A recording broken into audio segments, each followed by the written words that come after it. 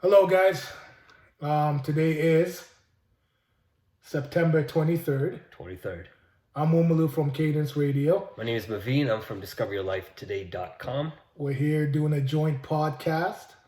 This is really exciting to me because I've been doing this solo for the last 3 months, and I really wanted Maveen to come on there to share his thoughts on what I've been speaking about and what he's been thinking about speaking about. We're almost all on the same page here, but I want to get a different perspective of the subjects I've been covering for the last, I'd say 6 months or so, maybe 7 months. Right. And the cool thing is, because on discoveryourlifetoday.com, we talk about finance, family, spiritual, all the topics we'll cover today, I think, are going to hit really into those same topics as well. Because everything we're going to talk about does affect different aspects of your life anyways. So I believe, what we bring to the table, and hopefully this eye-opening conversation, not only for us, but the listener as well, is going to be great. Yeah, it's been changing a lot, guys.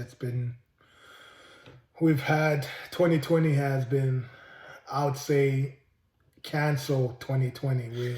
We're part of the cancel culture club on this one, but it has been I'm not. very I'm not at very all. eventful. But I think that honestly, all this leads to an end to the means. Right. We need to be very vigilant and optimistic. I've been always optimistic in my talks. I know that, I get off getting all mad or whatever, but I do believe in a lot of things, that good is always going to prevail moving forward if people take care of their family and basically take care of their freedoms, to tell you the truth, because right now I think we're in a war between good and evil. For me, I really truly believe that. And if you have a sound mental state and a sound balance in your life, you can overcome it and be good. Don't be on the other side. That's my number one thing. For Don't me, be on the other side. For me, I look at, I hear a lot of people talking about how 2020 is over. Let's cancel 2020. Let's get to 2021. But, I look at everything that's going on, and a lot of the different topics we're going to talk about today go from COVID to the economy, human trafficking, and then just different changes and future predictions we have. But, for me, I had a new opportunity this year. I started a new job, and I'm taking it as not as, hey, let's cancel 2020 on the opportunities. I'm looking at, hey, what can I make of 2020 when everybody else is trying to cancel 2020, right? I don't really want to cancel it for me. I'm really trying to bring 2020 into the forefront for myself and my family, just like yourself, right, Umalu? Oh, hell yeah. All right, so. It is, it is one of those. I'm fortunate enough. I know a lot of people who basically did not, they were on the other side of it.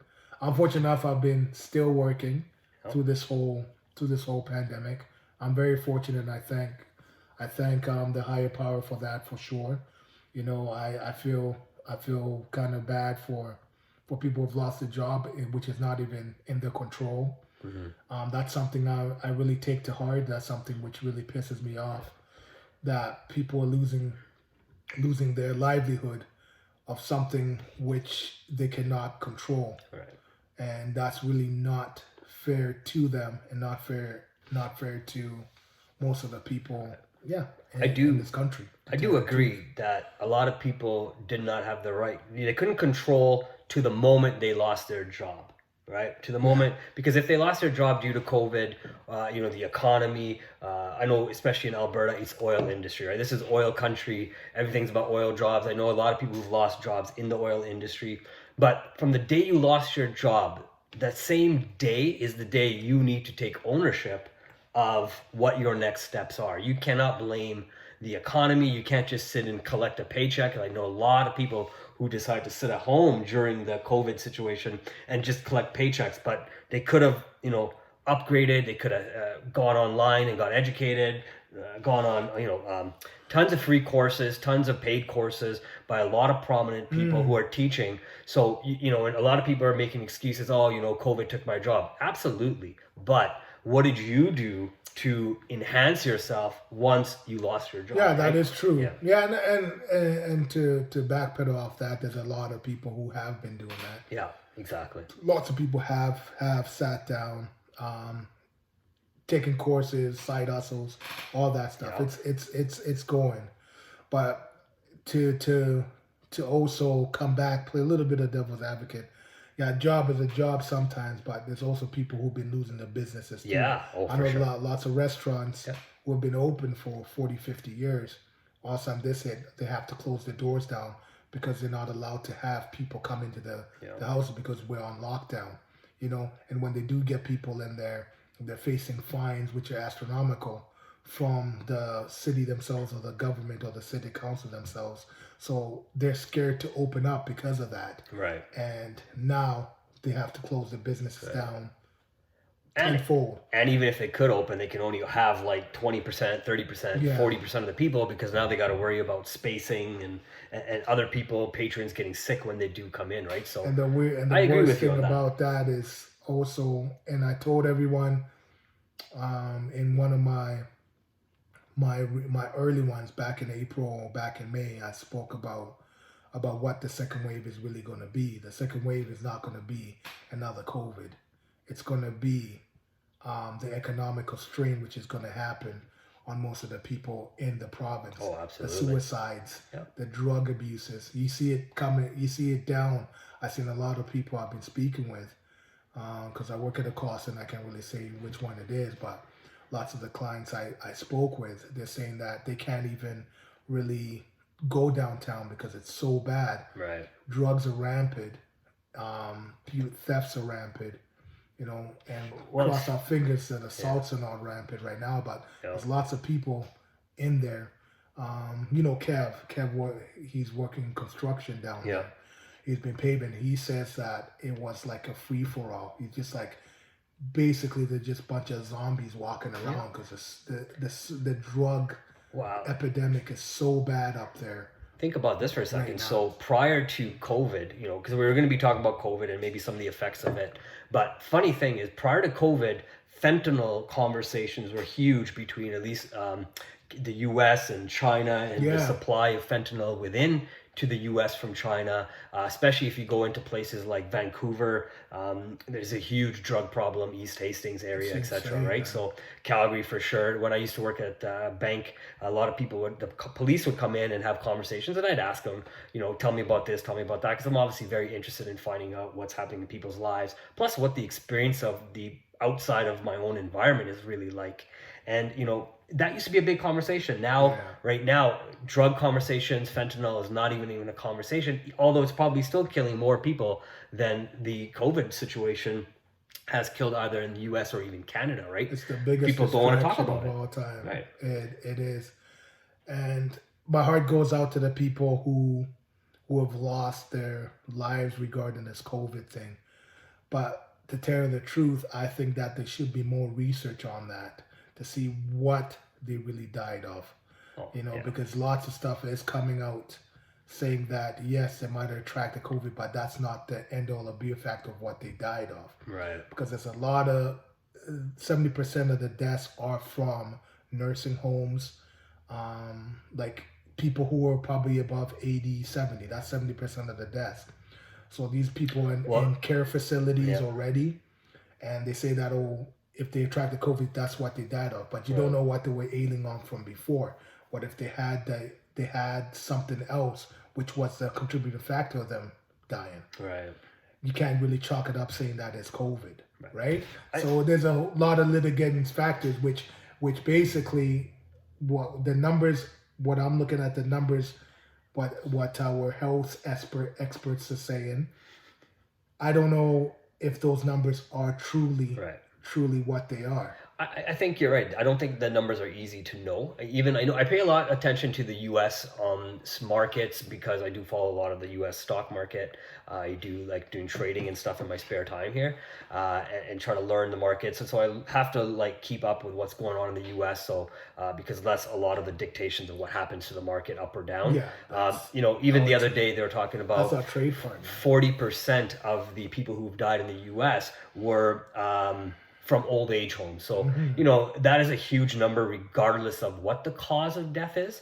But that puts it at 80,000 people who have died because of an ailment that they say could be COVID, right? Exactly. Now, people who are, and my heart goes out to the people who pass away, so I'm not trying to be disrespectful to anybody who's died, so I do want to put that out there, but I think the conversation here is just for food for thought, for people to think outside of what they're being told. People need to know the truth. Yeah. And especially the people who have the loved ones who are dying. Yeah. And they come up and they say that, oh, this guy, your grandpa or your grandma, they died of COVID. Yeah. And that wasn't the case. No, exactly. Now, in most cases, they're already sick and then with something else. And then you're blaming, then all of a sudden, it's just you're getting some disinformation and stuff. Yeah, I'm not saying that this is a fraud.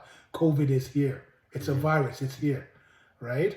But the thing about why we have to take care of the elderly, but me to go back on it, how this virus is, and the more research we're getting on this virus, it affects old people and people with pre-existing conditions. Absolutely. It doesn't affect any kids. Yeah. Well, and that's interesting. It does affect kids, but not to the same extent. Not to the same extent, because kids recover. Yeah, they recover because I think the percentage is like 0.05%. It's super low. That is the mortality rate for little kids. Yeah. So you take a look at that. Still too high, because I know both of us have kids. Both of us have a 2-year-old, 2.5-year-old. So we both understand. To tell you the truth, any kids dying is beyond, tell you the truth, right? I think my little one did have some of that case, because I remember she got sick, and this was back in October, September. And every time she got up, you're talking about 2019. She had this cough. Right.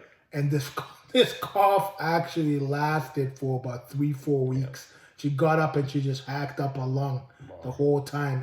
Only in the morning. Right. And she got up, a little bit wheezy, but she got coughing. But all of a sudden, she was fine. Yeah. She was fine. I honestly think that she did have it. I honestly think that my wife had it. Mm-hmm. Because I remember she got sick real bad, and I was sitting on the couch, and she couldn't get out of bed for 2 days. She had to call in sick from work because she couldn't even move. Right. And I remember she wanted to go to the hospital because she's like, I can't breathe, and I got a fever, which I'm burning up. I'm like, you know what? Just go sit down, lie down, go to sleep and stuff. Yeah. But she was like that for 2-3 days, and she bounced back. So what I'm saying to everybody who's watching this is, yes, COVID is it's there. But you know what? The recovery rate is so high that when somebody's telling you, oh, you got COVID, don't think that it's like a death sentence or anything like that, because that fear-mongering what the media and everybody's telling you, what the health experts is telling you, is not to you guys' benefit. Because what's really gonna get to you guys is that stress and fear. That's what's really gonna get that immune system down. When you get somebody dictating what you need to know or what you need to do. It's paying attention to the news, continually listening to the news and all the negative, right? So I'm going to give you 2 quick examples as well, because I mean, I think we all have had some sort of symptoms. Number one, we all know, although they said COVID was officially talked about starting in February 2020, you're giving an example from October 2019. I had similar type of problem. So when I came back from my trip from Hawaii towards the end of November, starting in November there, 2019, I got super sick. And when I went to work, the manager to where I work said, hey, because a lot of people were starting to get sick and no one really knew what was going on. This COVID situation was not really known. Was going around. Yeah, no one knew what it was. Right. But I've never got so sick before, where I was so weak I couldn't actually write my own name. Mm-hmm. Like I had tough time writing my name. I was shaking my friend's hand at work, and I was like, "Hey, I'm gonna squeeze your hand as hard as I can. Let me know how much it hurts or it doesn't hurt." Whatever, right? I'm trying to be a tough guy, but I was squeezing his hand, and he's like, "Squeeze my hand, man." I'm like, "I am." He's like, no, man, squeeze it. He's like, I can't even feel you squeeze. And I said, that's how weak I am. So the weakness that had been brought into my own body was not because I don't take care of myself. It was obviously because, you're on a plane. I did land in Vancouver. So I was thinking about this right before our talk too, is, I landed in Vancouver, and not saying anything good or bad, but the Chinese government was allowing people to still leave the country of China. And when people come from China to Canada, they stop through Vancouver. Yeah. So there's a huge chance of catching something, possibly, right? Not blaming anybody. I'm happy, I'm healthy now. Well, that's where it originated from. Let's be honest. Let's be honest. It originated from there. Virus originated from everywhere. Ebola originated from Africa. Right. It travels, it does whatever. But airplanes are petri dishes. Yeah. That's basically you're breathing recycled air. You're flying for 2 or 3 hours, we're breathing your own recycled air and stuff. So if people were smart enough, if the airport engineers were smart enough, they'll be changing them canisters every time they can, right? They talk now about how they've included, like, the air gets recycled every 3 minutes. They got HEPA filters. I don't know if that's what's being done before. Yeah, of course. So, you're in a closed environment, 30,000 feet in the air. Right? And everybody knows. I've known a lot of people who have gone for trips anywhere. Come back sick. Sick as a dog. Yep, exactly. It's the truth, right? You just come back sick as a dog. So is it? And the thing about it, we got to trust our bodies. Yeah. Our bodies, our immune system is basically the best protector on earth. Yeah, if you boost your immune system up, if you take care of yourself, be healthy, do whatever you got to do to get healthy and trust your body, it's not going to let you down. Yeah. But that's the thing. But so that's the thing, right? So what are people doing to take care of themselves? I know when this whole pandemic shutdown started back in March, a lot of people were talking about Netflix and chill. They're just chilling out. They're watching more TV. They're downloading everything. They're watching more movies. They're talking about the shows. They have all this downtime at home. But that's the thing. The gyms were closed. But why weren't people, going outside for a walk? Instead, they've decided it's time to shut down. I know myself, right? I've not been Netflixing and chill. I actually haven't been watching a lot of TV at all since I try to do the exact opposite of what everybody else is doing, right? Instead, I focused on learning about the stock market and getting into that, right? I do not do walks. You do. We try to get out. We try to get out to the mountains because that's where the fresh air is. Hopefully, you're away from more people. You get out into nature. You're really breathing in what nature has to give you, right? All the good that the nature gives you, right? We're beings that were once in nature 24/7, and now we're beings in homes and buildings with recycled air, not that fresh air. But what I want to give you a little bit of hint is you need to get exposed to people. Of course. You can't be sitting in your house by yourself. You need to be exposed to it. Yep. And what ticks me off about this whole thing, our health ministers, in federal and Alberta, this is the first thing they did. Let's regulate masks. Yes. Yep. Let's put on mandate masks. It's not a regulation yet. It's a mandate. I never wear masks. Sorry, I don't give a hell where I go. I went to to Jollibee's. Yeah. And I ordered my food and stuff, and I'm like, I had to go in to pay for it. So I just walk in, pay for it. They're like, this lady's like, you need to wear a mask. I'm not going to wear a mask. Right. That's all I said to her. I'm not going to wear a mask. I'm paying for my thing. I'm not going to be sitting and eating here every year. I'm leaving. Yeah, I know one of the conversations you mentioned, the person was, hey, do you want my business or not? Yeah, exactly. Something along that line, right? So if they were going to kick me out and say that I don't wear a mask, I'm not going to. That's their place of business. I'm not going to cause a tirade or whatever. I'm like, okay, cool. You're not going to get my money. I'm out of here. Yeah. Right? That's it. But that's my conviction or whatever. I don't want to wear a mask. Yeah. But to tell you to get back to what a health minister is, if Dr. Hinshaw came out the first time when this is happening saying this to us, listen, there's a virus which is going around. We're going to lock down or whatever, which I think is BS. You shouldn't have locked down.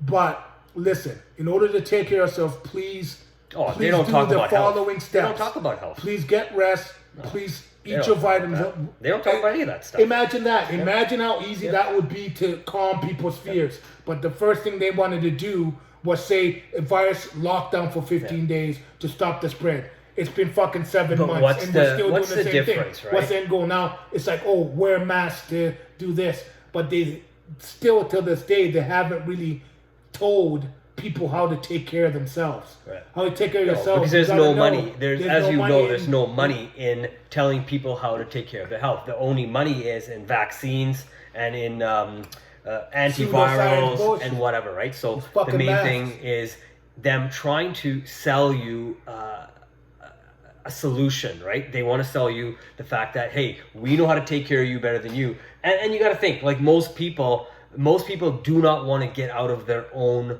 way and actually take care of each other themselves. They'd rather have the government, society tell them how to take care of themselves. People are lazy because to do the work. it's easier to go to McDonald's and People make lazy to work. and buy a burger versus make a burger at home. It's easier to eat whatever you want, and that's when you take the ED medicine, because if you just cut out the burgers, that fat that goes down there, you wouldn't need to worry about no ED medicine. But it's easy for the doctor to say, hey, we got some dilators, take the dilator, keep your living the lifestyle you enjoy. Because most people are so comfortable, they don't want to change the lifestyle that they live, right? And how is it that what is an essential business? And livelihood. Isn't everybody's livelihood essential? All the small business restaurant owners should be livid about this, because they say essential business. They can have the McDonald's, A&W, Walmart, say for you. I can keep on going. What are all those pieces entail? They sell all big corporations all over. They're the essential businesses. Exactly. You guys aren't. You guys are just fucking flies on a windshield. That's all you are. So they can shut you down anytime. People should be pissed off about that. Well, this is, as you know, it's the How is idea it more of essential than I am? not. I'm serving the same exact. I'm a food industry. You know, if I'm a small business, I'm a food industry. You know, I'm serving the exact same stuff, even better than what McDonald's is. And but you tell me I'm not irrelevant. essential? It's irrelevant. I'm not It's irrelevant because you have to understand the agenda. You and I have talked about this off camera. We've talked about what the actual agenda. It's about control. It's about getting money to the top of the pyramid. Who owns the? If you look at the Walmart family, they're all 5 owners. I believe it's 5 owners are all multi-billionaires. All of them. So twice over after the 6 months. So. Exactly, they've created. So why? So when you have that kind of business, when you look at companies like Amazon, those are deemed essential. The workers have to go to work to get the product out. You look at it's ridiculous, man. All of these companies are the banks are essential. I don't know how a bank is essential because I guess it's got your money, which we put a value to, right? So, but that's something for us to think about too, right? What do we deem and what do we allow them to deem? For us to think is essential, right? I think the most important thing is livelihoods are essential. You living your life, you having the right health is essential. But they closed the gyms down, so you can't go to the gym anymore. But they gotta you can't get healthy. If the government was for our best interest, they'll tell us how. They would not even tell us. I'm not going to say tell us. They can recommend what we need to do. But it's for us to think for ourselves what we need to do. So only after, I think this was about within the last 2 years, the Canadian food guide actually changed. Since when we were growing up, they actually deemed certain foods no longer healthy, when for the time we were growing up, they were deemed healthy and essential foods. So it's not about the government telling you what's healthy, what's not healthy. It's us actually opening our minds and eyes and saying, shoot, why am I putting XYZ into my body? What is that going to do to me? How is my health going to be affected when I eat a certain food? How do I feel from eating that certain food? And what medication will I have to potentially take in the future if I continue to eat that greasy burger or that fried food or whatever you're eating, right? Or you say, hey, you know what? If I continue to eat my whatever vegetables or fruits actually work with your body, if I eat that, how does my body feel? You don't need a government. You don't need anybody. When you say you need the government to tell you or the government to tell the masses, the government only tells the masses things that make these big corporations money. Which benefits them to make money and do that. Higher taxes, and that's the thing. The government should be working for us. We shouldn't be working for them, first and foremost. I agree. I don't think we should even have a government, right? For me, that's my whole thing. The best thing is government is there to protect your charter rights. If my charter rights are being trampled on, but are they being? Oh hell yeah! You're being trampled on right now. Oh, who's it's trampled on them? right now. Exactly. So that's what I'm saying. Yeah, and that's the duty of the government to do. Exactly. That's but that's not what they are doing. Exactly. Right? So what are they doing? They're messing us up. That's what they're doing. They're making side deals when no one's paying attention. They're right? running it as a corporation. Yeah. All that's what politicians are. Yeah. Politicians are business. That's all it is. The good Governments are business. Best saying is, countries are business. Best saying is the road to good. What is it? The road of good intentions is paved. I know what you're saying. I know. To hell or whatever it is. Like I know what you're saying. That's politicians for you. They come in green as hell. I think saying, it's the road to hell is paved with good intentions. Yeah, they're like, I'm in here. I'm going to work for the people. I'm going to do this, but you do not know how many people are already in there. They're like, no, you listen. This is what you need to do for us to get this, to get that, and you basically sell your soul. If you're part, you sell your soul. Justin Trudeau is the epitome of selling his soul, and I'll tell you this right now.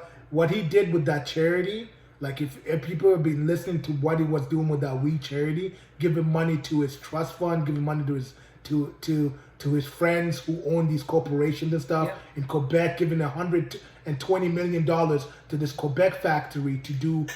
But what is he essentially doing? But what is he doing in real life? Face coverings and stuff, and these people don't even have a factory. Yeah. But what is he doing? To build this? But what is he doing? He is buying votes for the next election for himself, because we all know in Canada there's only 2 provinces that realistically determine the election outcome: Ontario and Quebec. They're the only 2 provinces, and if you can buy enough votes because you can get enough jobs for the people, they're going to vote Liberal all the time, right? We know that. But there are jobs. There are jobs, but they're what is it? More government than anything. Like Bombardier. Like give me a Bombardier. Worst company. Jesus Christ, man! I bought the stock. Never buy that stock. I bought it. Thought it would be a good idea. They've been in business for how many? 50 years, and they've been bailed out every year. Yeah, they're in bed with the the Quebec government, right? Bombardier, man. Horrible. Give me a break. Well, that's a good segue. Jesus. I think it's a good segue. Why don't we look at the economy? What do we think the economy will do in the next 6 to 12 months? And we can hit up on different aspects of the economy. Obviously, we know we're going through this COVID transition right now. So no one really knows. No one has the crystal ball to kind of guess what's really going to happen. But I think, based on what we know, based on what we've researched, what do you think, Uma, is going to happen with the economy? I think the economy is in a big transition. 6 to 12 months. Okay. In 6 to 12 months, I think Alberta is the one which is going to suffer the most, because the reason is we're a big energy company, but we're a big oil. That's our energy. It's oil. Well, oil dipped to negative a couple months back, It's going to be like that for a while. The people who are going to transition even more is going to be Vancouver, BC and stuff. You're going to see them because I heard in a Throne speech, the biggest one is they want to focus on green jobs. BC has been doing this for 5, 6, 7 years. So they're going to transition pretty big. I think it's the concept of ESG, right? That's BC Ontario's always going to be there, because Ontario, all it is they siphon money from all the provinces and they give it to Ontario, because Ontario got the best healthcare, all that, but it's through the backs of all the other provinces. Right. As much as everybody thinks that, and they'll always vote for Liberals because they give them all these goodies. The goodies are basically Ontario is a welfare state. I'll tell you that right now.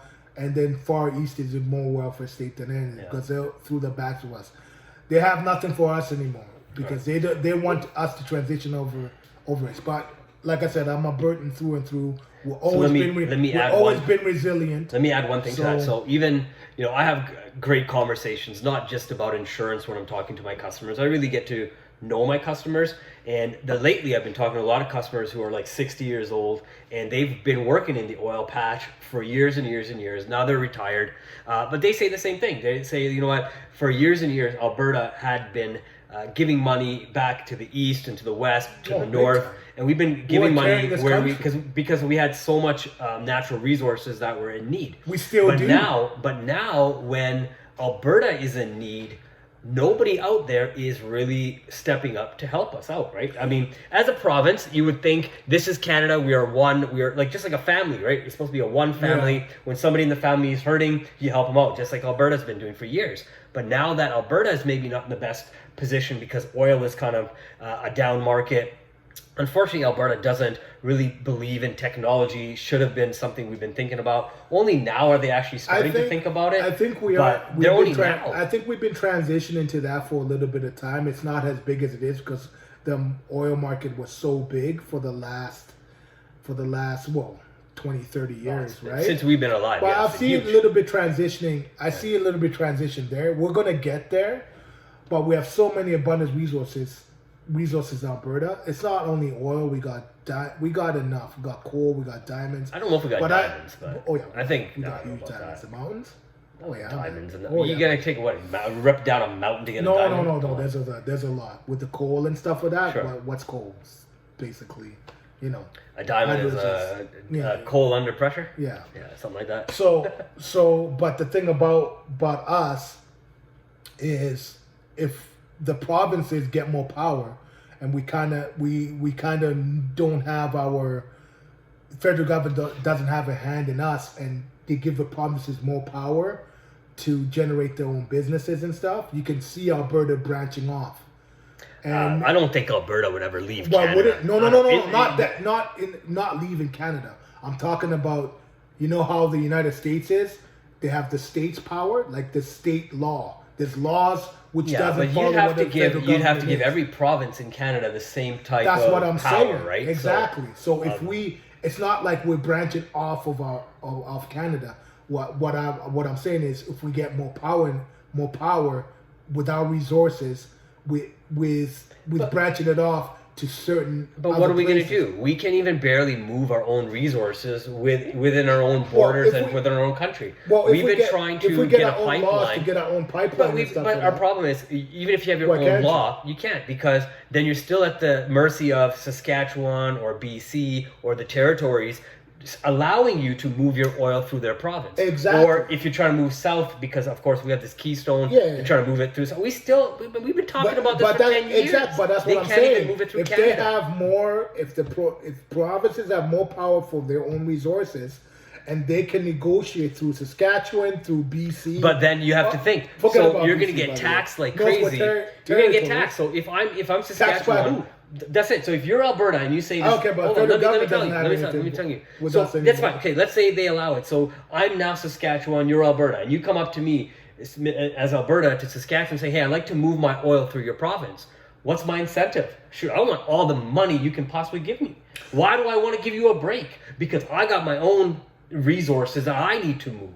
Exactly. Right? So why do I care about your resources? That's I'm now my own province. That's the negotiation, though. This is a business thing of all of it. Yeah, but it's a negotiation. But you can't say, "Oh, I want it all," and do this and stuff. You sit down, you punch out the numbers. Yeah, but then you get. But it's so easy between everybody else. But it's easy to say no. You get a win-win situation. Yeah, it's easy to say no. Then what do you do? You branch off to somebody else. Who? In what province can you go to? Else. In Alberta, we got 4 choices. But I'm go up north. But I'm not talking about only just the provinces, man. I'm talking about worldwide. But you got to move your product. You got to move your product through the provinces based on where we are. That's our problem, and that's been our biggest problem in this, at least within Alberta. Like, I had the same conversation with my dad one time, and he said, look, nothing is going to happen. They're not going to do anything. They've been talking about the exact same thing for well over 10 years now, since the housing bubble, and that was in 2008. That's 12 years ago. We've been talking about the exact same thing. They wanted to move oil. They can't move it to BC because you got people who own land. I don't know if it's indigenous or aboriginal. I apologize. I don't know what the correct term is, and I really apologize if I'm incorrect in using the term. But you got people who own land who say, we don't want that going through here because, like you talked about earlier, people wanting to move green. You look at like companies like Tesla who are, trying to make the world more green and less oil dependent. Hold on, just less oil dependent. So, when all of us think in oil and cars, yeah, maybe you're good for the next 5-10 years, but once you get all that technology moving, even there's an article the other day, they're talking about how, I know we're moving away from the 12 to 6 month, but even they're talking about 4 years from now, they believe Alberta will be the largest solar and wind power in Canada. We got So a lot you can of see, lot right? of things, but solar and wind power is one of the I think that is not a good transition. But they're at all. saying, right? I'll These tell you are that, the big solar and technologies. wind power, like those freaking fans and stuff, those windmills, they're good for about 5 to 10 years. They rust, they're done. You know, you take those off. It takes millions of dollars to replace it, to replace it, For to sure. do all that stuff. Yeah, you can be the biggest world, whatever. You can what's happening in California with the wind and stuff and wind and solar. Well, you have fires and The everything. fans and stuff. No, I'm talking about those fans are dying Right. now. They have to do rolling blackouts Right. all across the state of California to preserve electricity because the grid is dying because of these stupid fans they put in. Right. So this 10-year thing. So you can have your 10 solar. Right. Solar's pretty good, but those panels are also the worst because when they break down and you have to replace them, you can't replace them. You have to They're take not the that whole expensive. thing. They're not that expensive, really. No, they're not. But you they're can't. not. They're not the bio- cost have They're come not down. biodegradable. But I'm either. not talking. Yeah, there may not be. But I'm not talking about. I That's guess worse for I'm them, not talking man. commercial level solar right now. So I'm talking about. So one of the things. So I don't know. I look at a lot of things that Elon Musk is doing. I mean, this guy's all over the map. This guy's developing so many cool technologies. One of the things that he has is a solar power grid just for your home. So he has the Tesla battery so that you can have connected to your house and you can run your whole house on this thing. I'm not a big fan I'm just saying, of right? Tesla. How cool is that? I'll tell you about. That's okay. You don't have to be a fan. I know. right? I'm telling you about Yeah. Tesla. He took one of the best guys' name, the real Tesla. Who cares? Who But no, cares no, about the but name? this is my so little- did Nikola company, and they're freaking this a is scam my this right is now. my rant about it. Nah, don't rant. Let's have a real conversation, But not a rant. He took the name. Let's take a real The conversation. Tesla took the Yeah. name, and he's throwing out technology which is 50 years old. So how do you know he's not the 50 years reborn? old. Maybe He's Elon not. Musk is He's the not. maybe he's the I'm reborn talking Tesla. about How do you know? I'm talking. If you Maybe really, he's reborn Tesla. If Who he really cares? wants to know, if he's really Tesla, if you guys really want to get with Tesla, I'm gonna give you some Tesla. The 0 point energy.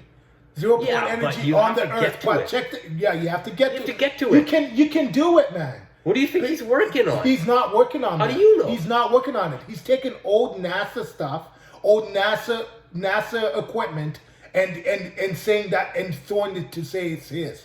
That stuff has been I don't done know about all that. over the place. I don't know all about the that. electric cars. He's been saying that. That old Tesla, the fly. Oh, I flew people up in the sky. That's all old NASA stuff. He's not there. It's not the fact if he that really no, wants, hold on. if It's he not really about. wants, Hold if on. he It's really not wants, about. It's not about flying people up. It's about having reusable He's products still- to bring back down if and he really reuse wants the to rockets. get That's rid a of- huge get rid of thing that electrical he's cars. done. That's a Get- huge thing. If Why he would would- you want to get Prevent it. electrical? If he wants to really get down to the fact about it, and he knows it, Tesla knows what he knows. Whatever, the company knows what they know. Of course. But the real patents, the real inventors, have been silenced they've been silenced. Electrogravitics, 0 point energy. You can get a thing, straight up. I've seen it. Everyone's like, oh, YouTube or whatever.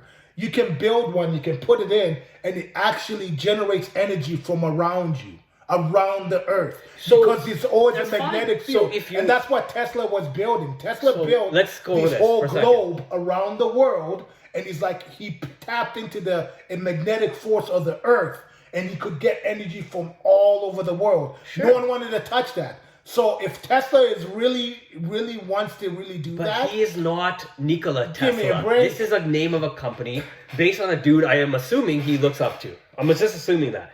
But I'm just saying this. He's a I fraud think to me. you can say what you want, man. No problem. We all have a right to an opinion. But I'm just saying, this guy is doing more than other people are possibly trying to do. He's trying to help make the world green. He's doing the He's trying to same get exact the thing reliance everybody off else of is oil. doing. He's trying to get the reliance off oil. He's trying to help clean the planet, in my opinion. He's also trying to connect the world better. So what's wrong with somebody trying to make things greener and better? We've been because talking he's about this doing for the years. same exact thing. There's been with EV These batteries. electric cars, guess what gets to charge them? Electricity. course Guess it where electricity comes from? Water. You have to use coal too. Well, you don't need it, but you can have Most of the you can have it. You don't need it, but you can most have of it. California still use That's coal for California. electricity. Of course. But Where is this thing? there's places that use nuclear. Why do you think he nuclear went to power. Texas for? There's people who used to use nuclear But why power. do you think he moved his I plant have to no Texas? idea. Taxes? I don't Taxes, freaking know. exactly. and does electric cars and stuff. They're the biggest oil company and coal company ever. Yeah, but they're So all going to he's not- die he's out, man. not He's really going to moving kill. anything, He's killing though. the oil industry He's regardless. not moving anything with in the electric years. car. He still needs oil and coal to He to needs charge coal- your electric cars. He went from talking about how he needs cobalt, and now he's not going to need cobalt. He's going to need more lithium, sure, right? That's for the electrical battery. I don't know. I don't know nothing about that. I'm not him. All I'm saying is this: you have you have somebody who's potentially has the ability to do big things, big thinker, regardless, right? I mean, my next thing is I don't know. Like I've kind of mentioned this to a few people. I think his goal is to control the land, the skies, the underground, and underwater. He bought a car for $1 million, man. That is a prototype, which is kind of a neat idea. If he can develop these things, why not? I mean, this guy's been doing it for X amount of time. You have to give people the right and ability. I mean, he doesn't have the same mind To me, he's as a not a Nikola genius. Tesla. He To doesn't me, have to be. He's just recycling. Could you do it? Could you do it? No, I'm Then not. there you go. I'm not going to say Then anything there you about go. it. If I actually no, if I had Could the you money, do it? It's if not I had about the money No, Tesla wait. had, He doesn't have it. If I had He the doesn't. money Tesla had, he doesn't have the money. Guess what? He's gone Why- out and took the money why is from he other backing? people. Exactly. So I he can doesn't do have the money. same exact shit. So he do can it. I can do Why it can't too. you do it? I can do it. Then Give go me the do money. it, man. Give him. I'll give you. What do you want? $100? I'll give you $100 to start you off. I'll start you off with $100. Give me the $100. I'll start you off, but you But better all put I it gotta- on that All I company. gotta talk to him. All I gotta talk about Tesla, man. He's been talking so much. He's like, oh, look at my electric car. His cars are blowing up. No, they're not. It's like whatever. They may I have don't- before. I don't every feel every that car company has problems, man. But every car what I company, wanna- from what I- Ford to GM to Chevy to Honda to Toyota, these car companies sell the most cars in the world, and they always have You know who recalls was- every year. You know who so was? they all have you know who problems. was one of the smartest dudes, and he killed all these other people. Like honestly, he died. It was back in 1994. This guy had a cell this big. It was like a little tube, and he's like, I can retrofit this into any car, and you just need a gallon of water. Sure. And that gallon of water can take you from California to New York. Yeah. He retrofitted. He had it all ready to go. Everybody knows this guy's name. Sorry, it's on the back of my mind. That guy's a genius. Sure. Because honestly, but what happened to him? He what probably happened to got him? killed. I'm He sure. got killed Of course for he it. did. They took his thing and put it on the shelf. Yeah. There's no No money. one's in ever it. heard of it. There's exactly. no money in it. There's no money. And in this it. is what I'm saying. This is what I'm saying about all these guys coming up. Is it really about saving the planet, or is it really about making a profit so you can gain what we're talking about, more control over the masses? It's about, in my That's all opinion, I'm saying. it's about, hopefully this is what it's about. It's about making the world more green, making it more inhabitable for our generations and the generations to come. It's always going to be about money, because unfortunately this whole world is about capitalism. You can't get That away sucks. from it, but that's where the world is right now. Unless you want to put the $100 towards you getting rid of capitalism, I'll absolutely put you that way. I don't want to instead. get rid of capitalism. But that's I right. just wanna- So if you don't want to get I rid of just- capitalism, this is what you the end up biggest with. thing about it is the biggest thing to me is freedom. I don't care about. You can be a capitalist, you can be a socialist, you can be a communist or whatever. But it's about, freedom is subjective. It's about freedom. Freedom is subjective. Depends on Super it depends subjective. on what freedom you want. It's super For subjective. me, I want to support my family. I want to have the freedom to roam, to do whatever it is, to take care of them the way I want to take care of them. Do I want money for that, or abundance of money, all that, or resources? I don't know. Right. That's what it comes down to me, right? If I had a car which gets on water, I can go and just fill a Yeah, tank I know, up I with agree water with and drive around and stuff. If I had a house which has a little generator in the back there, which can Would it be a solar power generator? Not even 0 point, and can power my whole house and stuff without me going out, always have to pay somebody to keep my power But on. that's all it's This about, is- right? But that's what you want. this is- No, I agree with you. Like, so for me, I think it comes down to, we're talking about economics. We're trying to talk about I guess we're not talking about 6 to 12 months any longer. But we are talking about what we think, right? So there's a couple of different systems in the world, right? You got the capitalists, you got the socialists, you got the communists, and whatever else is in between, I don't know. But, and I've had this conversation with a buddy of mine who lives out in Poland right now, and he's out there, and, and we've talked about how the COVID situation's out there versus Canada. He was just in Nepal, so we're talking about how it was in Nepal, and he's giving me perspectives from the other side of the world, right? Not just our North American news, Twitter, or whatever, right? It's always good to have you need a different perspective, else. Right? And I laugh with him, and I say, you know what? You have a government that's communist who shut down literally everything. And now they don't got anything, and they were having like a pool party in Wuhan, and no one got sick. I never heard about anybody getting sick. Maybe they don't tell anybody. That's a different story. But my whole point is they had that.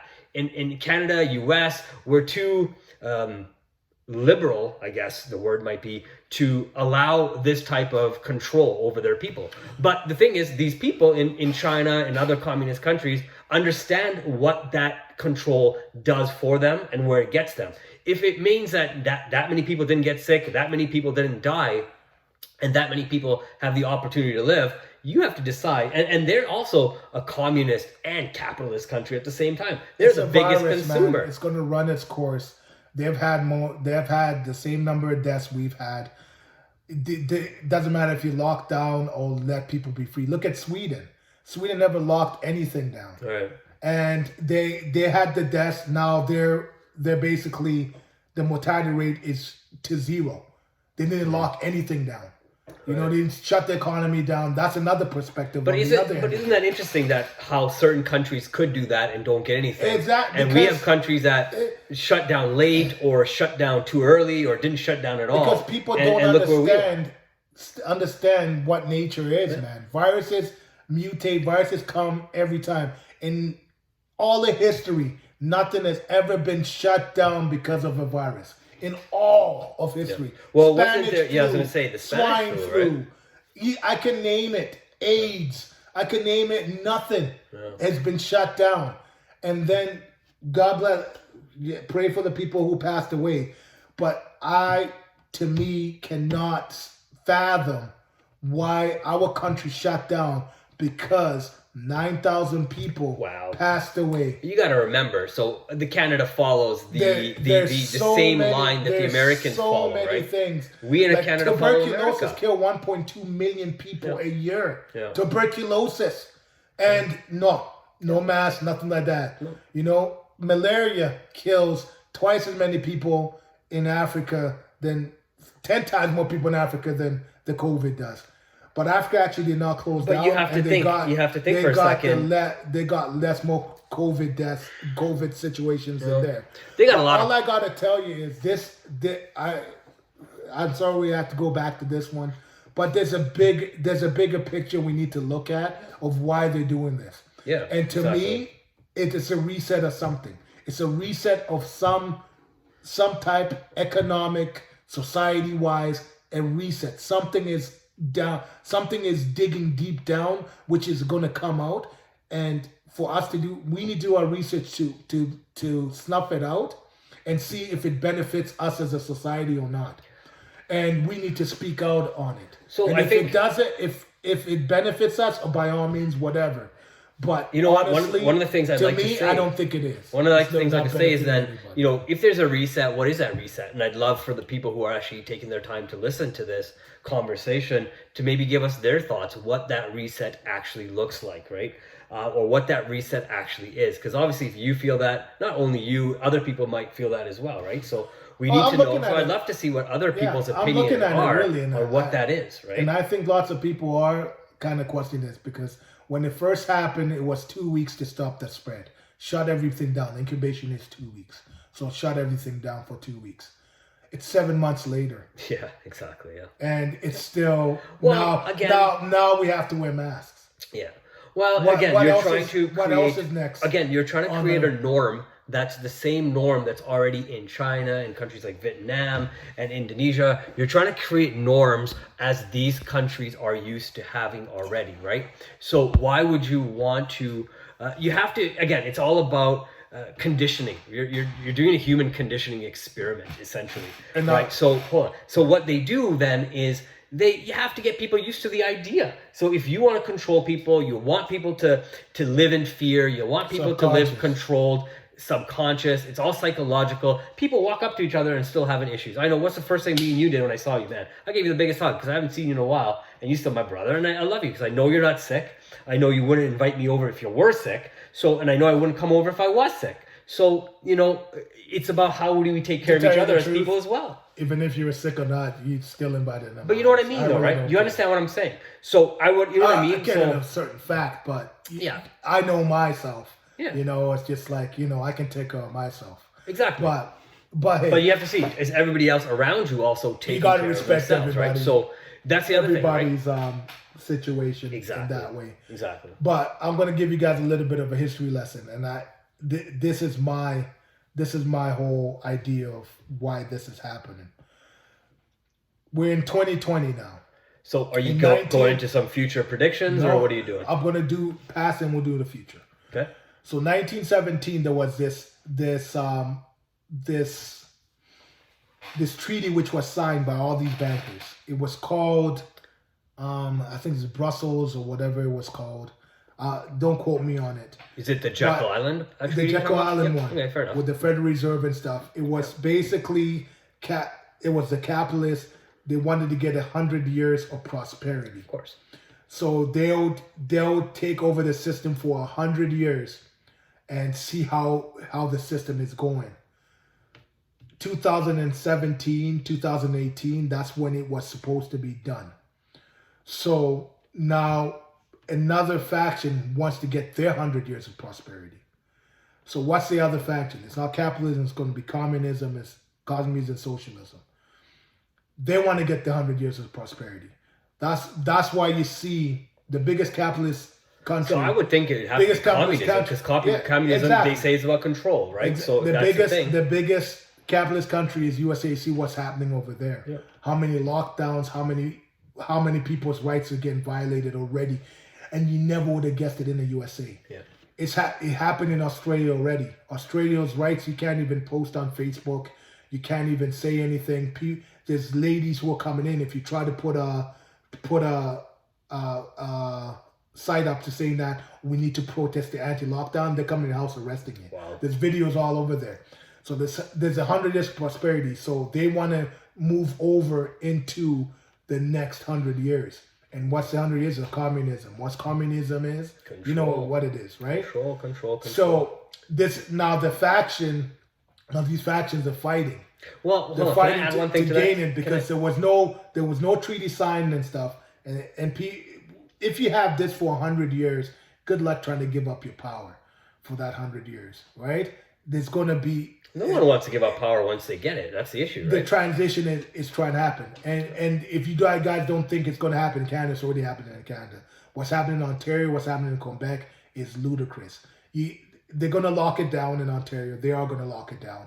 I'd say probably after Thanksgiving, they'll lock it down.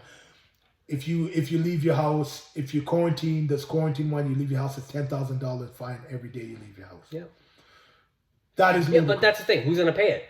Would you pay it? No. I wouldn't pay it. What's the point? No, that's ludicrous. They can't, like we all know, they can't arrest everybody. But there's not enough cells built to arrest the world. Yeah, but now how capitalism has been thriving through corrupt or not or whatever it is shoddy capitalism, there's good capitalism. But that's basically what we're programmed to have in our society, especially in the Western society, that it gives everybody a chance to prosper with But does it?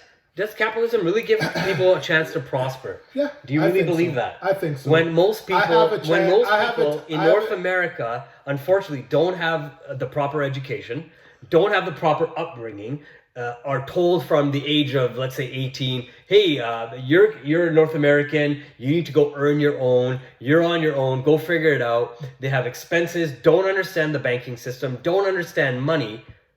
And then they go out, try to figure out how to prosper. They buy a house, don't understand the expenses behind a house, don't understand the expenses behind credit cards, don't understand how to keep a job, do well at their job, or or even how to handle a family. They get into drugs and alcohol and other problems. People though. But that's the thing. How can you be prosperous? You're gonna have a certain amount of people who don't understand the system. And you got some people who do understand the system. There's a lot of people who don't. But I know you worked in the banking thing. I know what you're talking about, right? I mean, I see it all the time. You know what you're talking about. But the thing about it, you have that chance to do that. Yeah. You have that chance to own a house. Yeah. You have the chance to try to make it. Yeah. Communism, you don't. I'm sorry. Communism, you go in there, they control everything you do. This is what you need to do. This is the food you have to eat. This is the house you need to live in. But at least you got a house to live in. Hey, as a communist, at least you have a house to live in. But here, you're living on the streets in the most prosperous country in the world. But at least you had a chance to try to strive to Would you rather have the chance to live in a house, or would you actually rather live in a house? Which is better? Are you ever going to live in a house? I'm just saying, which is better? Okay, but which is better, exactly. But listen to this.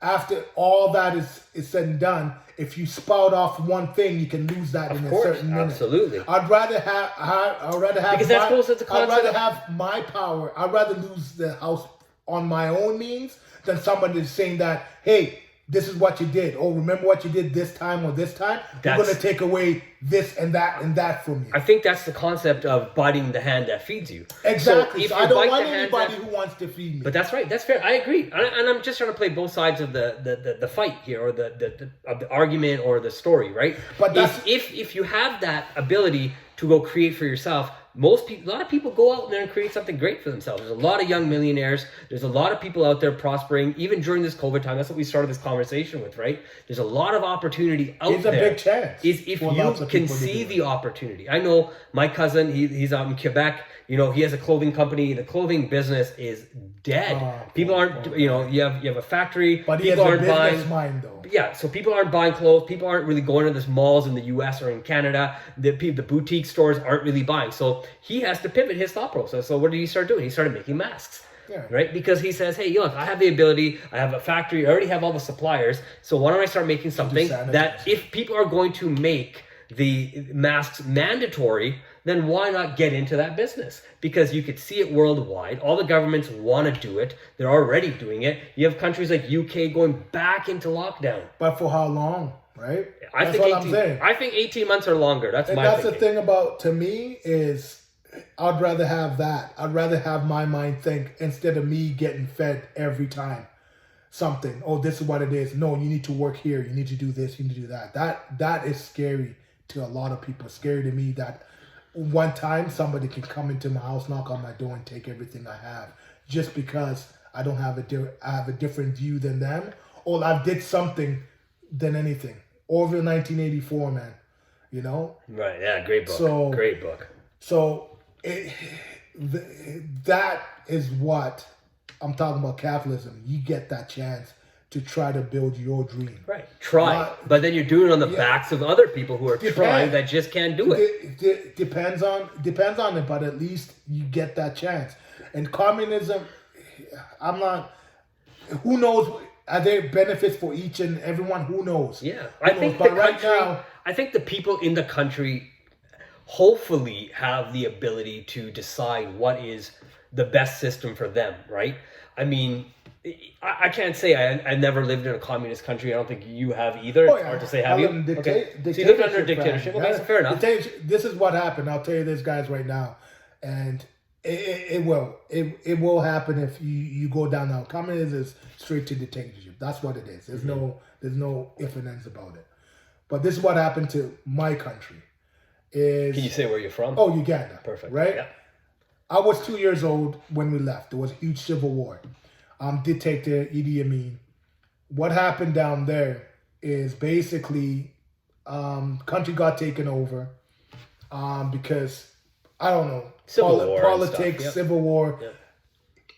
Giving a little kid a gun and giving him the ability to do whatever he wants. But what happened was literally the government came into your house, took all the jewelry, took all your money with guns. Yep. You have no guns, nothing to protect you. You're on the vice of the government. They're the ones going to protect you. They're your big brother. They're your parents. They took everything. But you're also working for that government. And you have no power whatsoever. Why do you think that Mr. Trudeau all of a sudden threw out that emergency after that shooting happened in Nova Scotia, all AR-15s are supposed to be gone by 2021. Right. What do you think is taking the guns? What do you think's going to happen? Who do you think's going to have all that? Well, didn't they have the gun control laws in Canada for a long time too? It's like it's been a long time. No. Our gun laws are more stricter than USA, but you're allowed to have other guns. It has to be licensed property. Right. You have to go through checks. Yeah. 6 months or whatever, you're still going to get it. But now he's going to get rid of those. The automatic, semi-automatic type weapon. Which is, unneeded. tell the truth, unneeded. no. To me, AR-15s is the same exact thing as a beret rifle from 1940s. It's the same exact lock, same everything. Who's got a Everybody 1940s thinks gun? AR-15 is aromatic rifle. It's not called assault rifle. Sure. That's what the AR stands for. Aromatic rifle. It's a legit rifle. It's just all it is. It has the same rounds. A Glock shoots more than an AR rifle. The only thing with AR-15, it is the range. It's more powerful. This is the range, right? And of course, you need that for hunting. You need all that stuff because there's lots of hunting and stuff. That should not be taken away and stuff like that. If the government can have nuclear weapons, can have all this stuff, you should be able to have the right to defend yourself too. You should be able to carry those guns in there. Because honestly, if somebody's coming to my house, knocking on my door or whatever, going to rob me and stuff, I got the right to defend myself. I'm not going to go call 911 where it's a 15-minute response for police to come and get you.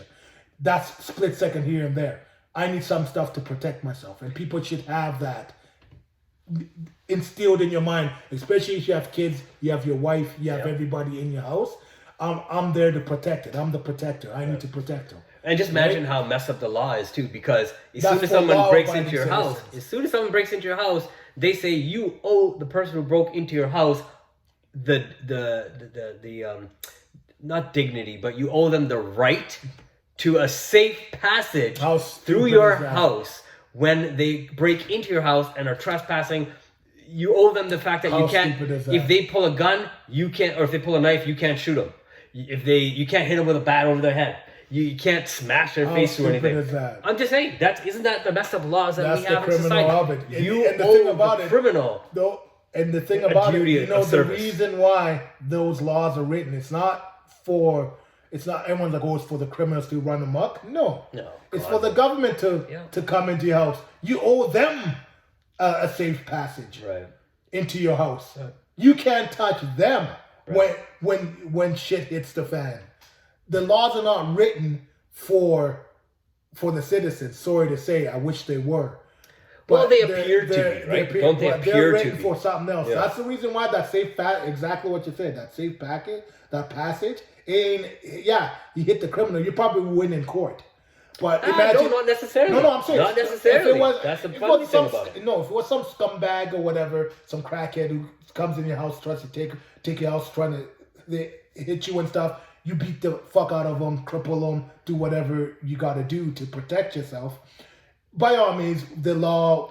States you owe them a duty of not... If someone comes in with a knife and doesn't come with the intent of killing you, but you killed them, you owe them... You could go to jail, man. You could go to jail, but I'll tell you this right, but you have probably a 90% chance of beating that case. I'm sorry to tell you. But my whole point about it is, if all of a sudden you see an army coming down your street, taking your stuff, they're kicking your door, you kill them, good luck, you're in jail because you don't. They're not coming with two guys. They're coming with a whole gang of people who are coming in, breaking into your house, telling you they're taking everything. You can't do anything. They're gonna have the weapons you're talking about because they've banned them from the public. And that's what I'm saying. When does the freedom stop for us, man, as human beings? 95% of human beings are straight up. What do they want to do? They want to get up, make a good living, take care of their family. You think I think 95% of the people are like that. Take care of their family and stuff. We're raised in morals. Right. Most people are raised in morals. Two-parent households, you want to see what your dad and mom do. But let me ask you, do you think people really want... do you really think people? Well, I think so. From what I hear you say is people want to get up, go to work, provide for their families. Sure.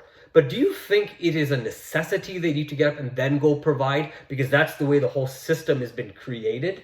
Do you think the system was like this on purpose? Because you just talked about it earlier. 1914, they came in, Jekyll Island, they wanted to make all these changes to the system. So you come in, you say, hey, we're going to enslave people. We need those people to work longer. We need them to create for us.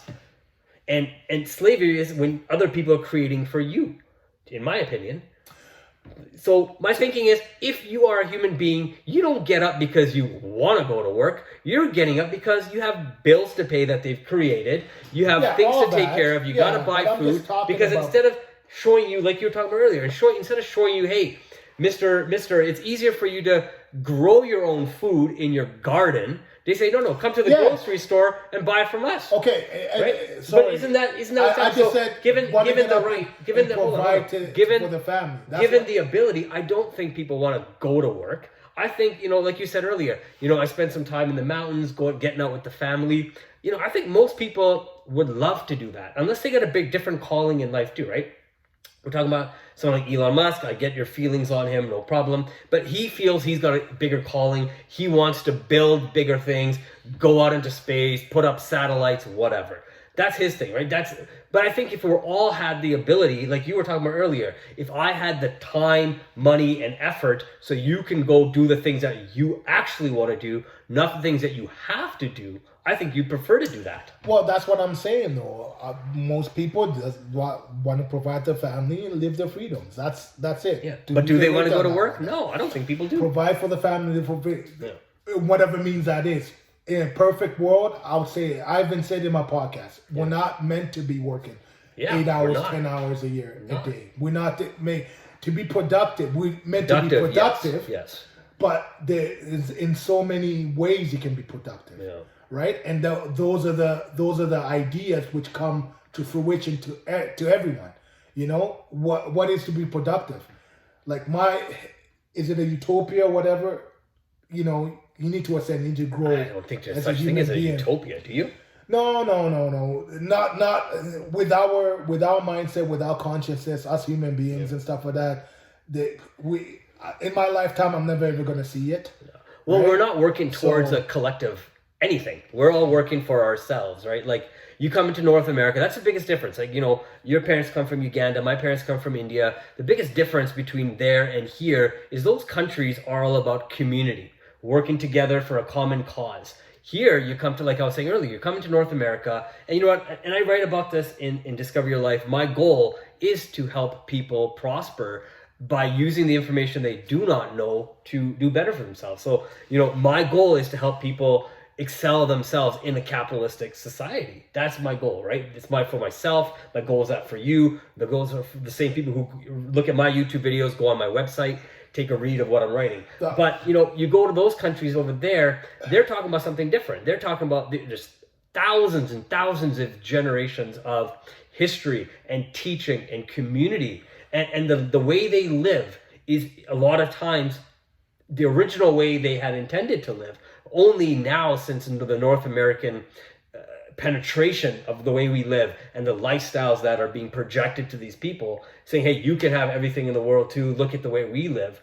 But look at the way we live. Only a certain percentage of population actually has all the money. Look at the COVID situation. How many new millionaires or billionaires did it create? I don't know. But all I know is the current billionaires only got richer. We're getting money. We're getting free money. Oh, free money. On who's back? The means of our production is who's back is free money. Going like this to it's dropping. Yeah, I agree. That's all it is. When you give society free money. Which system is good? Which system is capitalism? I think they both wash each other's hands anyways.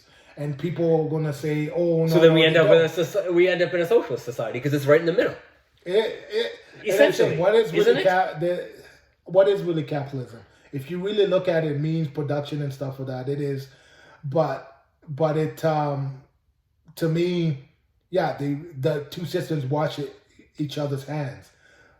To me, it's two or lesser evils. For me, I would really pick capitalism because of the law on it. But do you not feel there's so many laws where the little dude can at least strive and have a chance to prosper too. But let me ask In you, the do you not communism feel... with the laws, it's straight up with the government itself.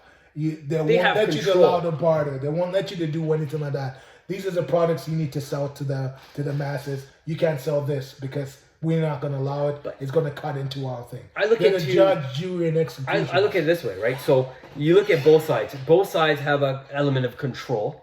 One is very in your face about it. The other one just does the control through laws.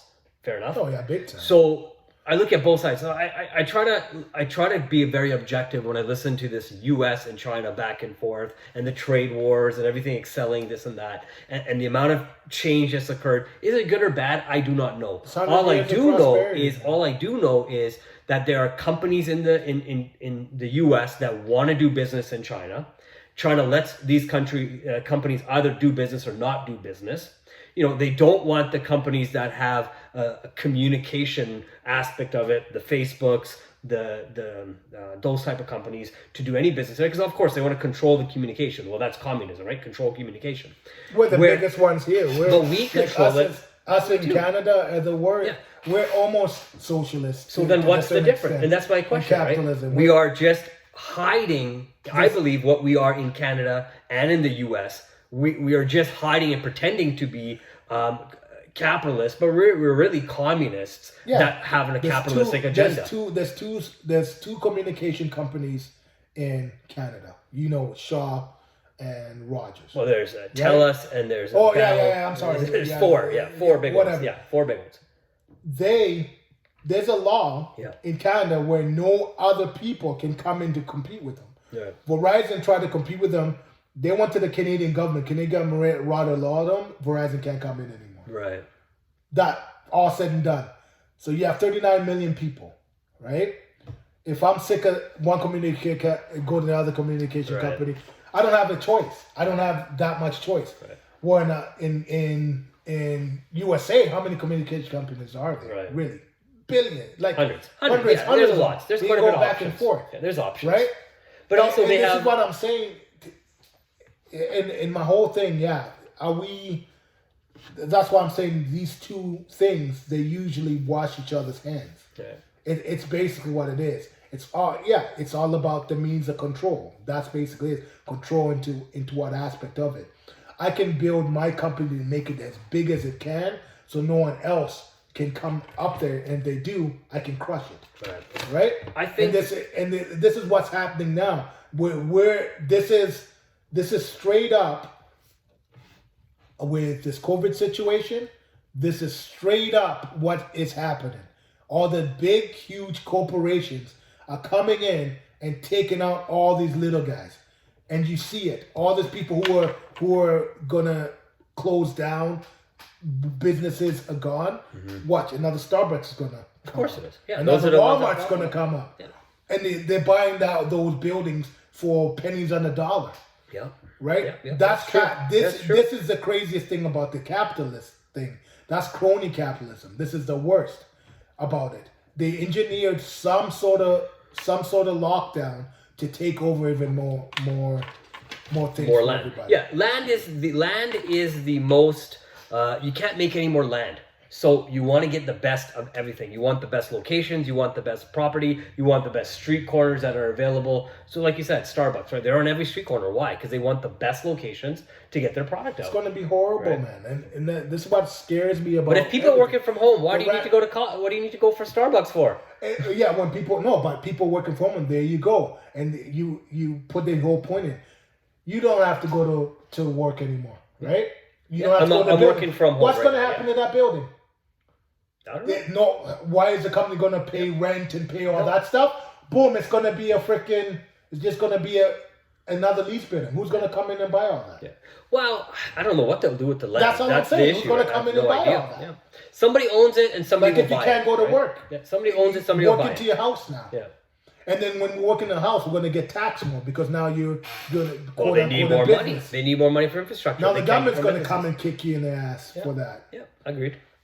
I agree That's my future thing about it. Yeah, let's get people commuting, do whatever it is in order to say, yes, the system is not perfect and stuff, But if you want to keep what you want to keep, man, you got to keep it going to try to get a better solution 10 years down the line or whatever, because this is not working.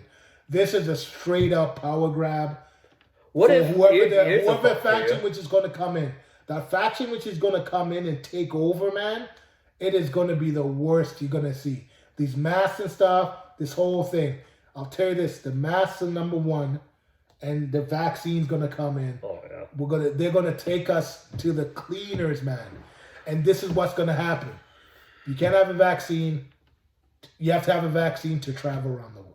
Right. You have to have a vaccine to go to work. You have to have a vaccine to enter any public building, office right. building. Right. You need to show your papers. Right. So what do you think that is? Well, That's is it the 1984 all vaccine? over. Is it going to be the vaccine, or is it going to be you need to be tested and show that It could you're be clean? even both. Right. If I had to pick one, I'd rather be tested than vaccine. It'll be. I'm just saying, if I had to pick one, I prefer to be tested than be vaccine. I do not need a foreign substance jabbed into my arm with liquid. I'd rather have like a Q-tip and you tell me if I'm good. No, if it runs, you can get tested. All of a sudden, it's like, no, you have the COVID. Right. You need to take a vaccine then and there. Well, we have to show you. They can tell you anything. We have to. No, but that's what I'm saying. They can tell you anything. You can they sit don't over even here. need. They don't need to tell you anything. I don't even want to get tested. Yeah. I don't want to. No, don't prick me. Don't do whatever. Right. Because once you get tested, you got that. Now you got somebody right behind you with a fucking needle ready to freaking jab you, saying that you need to take the vaccine now because you tested for this and we need to get you. So no, I don't want no test. I don't want anything like that. I'll tell you. Most of these tests are false positives. Yeah. The coronavirus is goddamn cold. Right. There's 200. You told me there's 246 strings of that, and then when you get tested, they just call it COVID-19, but it's really the coronavirus, man. It's a cold. It's the That's shape. what it is. It's all based on the shape of the structure of this germ. That's Most all of it right? is a like I said, false positive, man. Right. I see. That's the thing. I've had this conversation with other people before, right? We all listen to what we are told. The problem is none of us have the time to actually go research what we are being fed information-wise. Yeah, man. So when we're talking earlier, when you have the ability to go listen to people, instead of spending 8 to 10 hours at work, 2 hours commuting every single day, spending time away from your family, spending time away from the things you actually want to do and actually research, you want to find out, hey, are these people actually telling me the truth? Yeah, I know. You don't have the time. So you have to either believe what you're being told, hoping that the people that are telling you are good people telling you this, hopefully don't have an agenda behind whatever they're telling you. You either have to be in that camp believing what they're telling you, or you have to be in the camp that says no matter what they do, it's always a lie. And that's what I blame about everybody, the educational system. It's all about reciting. It's all about remembering, reciting. Yeah. There's no critical thinking. No, not at all. No critical thinking on most of the subjects. What's the most? Probably math is the most critical thinking, I think. Because you have to do the formula. But it's a formula. Once you know a formula, what's the critical thinking behind it? Yeah, but you have math is a different. You still have to memorize a formula. But it's still a different. It's a different. You use maybe a different part of your brain, but in the end, I think it's the same. Yeah, but everything else is basically reciting. It's like you gotta history, social studies, English. You doing Shakespeare, you gotta recite. You gotta write a paper of what he said. Remember and talk. And all this. Remember. Right. You can't critical think for yourself, and that's the thing. I think the only thing that's critical thinking would be philosophy, or it's some sort of critical thinking, because you're trying to decipher what someone else meant. So it is some sort of critical thinking. There's also like poli-science, where I think you're talking about more politics and stuff like that. Yeah, but you're critical thinking on what somebody else is telling you. Exactly. Right? So you have to still figure it out all this stuff to you, and you're taking it in and you're remembering it. It's programming you. Oh, what they're saying is this and this, and they give you facts, and you don't want to expand on that. No. You just take it as it is, and then you're reciting it to the next who listened to the same exact thing to you. Oh yeah, that's what they said. Did COVID is taking care of this many people or whatever it is, right? Oh, 9,000 deaths. You know there was 9,000 deaths about it? 9,000 deaths? Really? Yeah, there was 9,000 deaths. But why was it 9,000 deaths? That's right. Is it because of COVID? Was it because of something different? Yeah. Then those are the questions you need to be asking people. Right. See, I love what You you're know- saying, Uma, because exactly what the Discover Your Life Today actually means is going out and discovering things that you do not know, that Yeah. you don't have the time for, or thinking in a way that you aren't actually thinking. It's feeding you a piece of information from an angle that you've never considered, right? Mm-hmm. And I think that's what you and I do. This is what we challenge each other Yeah. with when we talk. This is how we try to challenge the listener to think slightly different. Take the information that you're hearing, but learn from it. Go research the information, right? I know we wanted to talk about a lot of different things. At least, 4 different things today. We probably absolutely covered more. haven't hit Economy. any of that stuff. Yeah, we did economy. We did economy. We did a little we bit. forgot the human trafficking. That's okay. So we'll go into that Yeah. now, since it's a good way.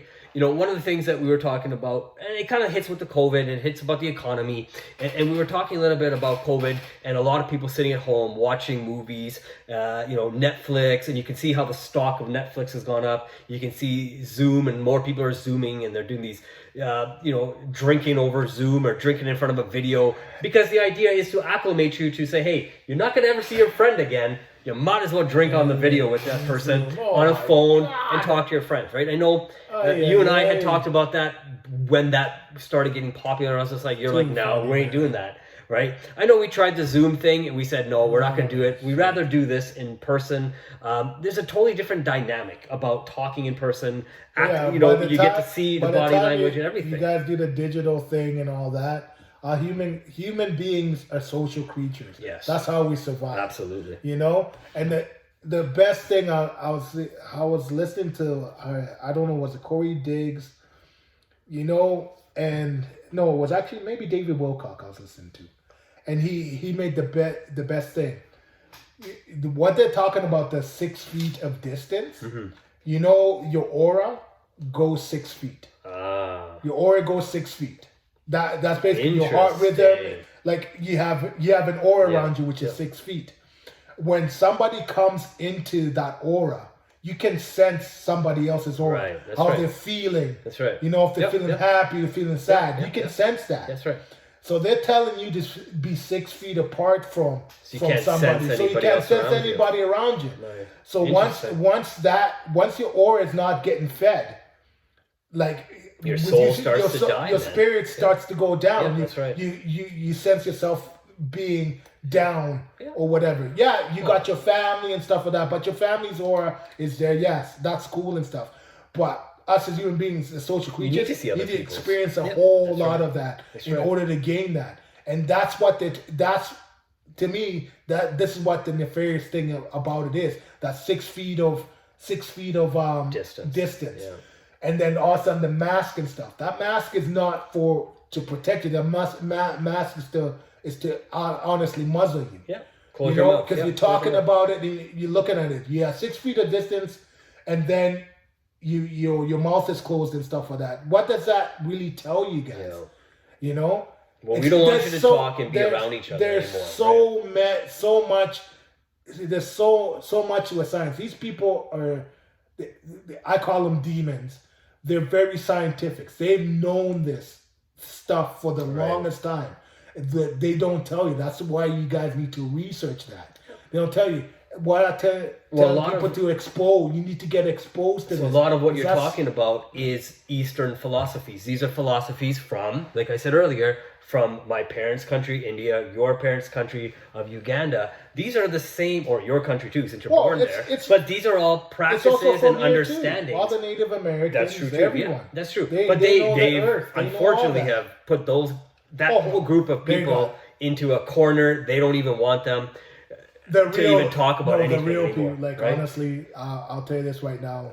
But hold on, let me just say. There's a lot of okay. Go ahead. The aura is, the people of our mother countries understand aura. They understand how to tap into it. They understand how to tap into their spirits. Yeah. Now, with what you're saying is, if you look at the way Western society is turning, a lot of people are turning to the East and saying, hey, we want to learn about this spiritual stuff. We want to learn about Buddhism. We want to learn about Hinduism. We want to learn about auras, and we want to learn about crystals, and we want to learn about how to tap into. We want to meditate. But what are you doing when you're stopping people to get together? Like you're saying, you can't be in a room and meditate. You got to be 6 feet away. You're stopping that collective aura and collective consciousness to connect to each other. To do anything. Yeah. To work. That's right. You know, you're going to work and stuff, or you're going to school, you're going to the gym and stuff. You got all these Zumba classes and stuff. You're 6 feet apart. The reason why, I'll tell you this right now, the cycle class, how people are so close together, that energy gets fed, man. That's like, right. honestly, how that energy is, that's the spirit. That's the energy which is getting to the real point I'm talking about. Yeah. It's all around us. It's in us too, man. And they're trying to get rid of that. And once they keep with this agenda, be sure you're 6 feet apart and stuff like that, it's easy for them to implement the next step now. So what do you think the next step is? No, next step is vaccine. Okay, so next step is they're gonna prick you. That's it. It's pretty much done. And whatever they're pricking you, whatever poison you're gonna be in your body, now you don't have that space or that exposure to the people you wanted because you're 6 feet apart.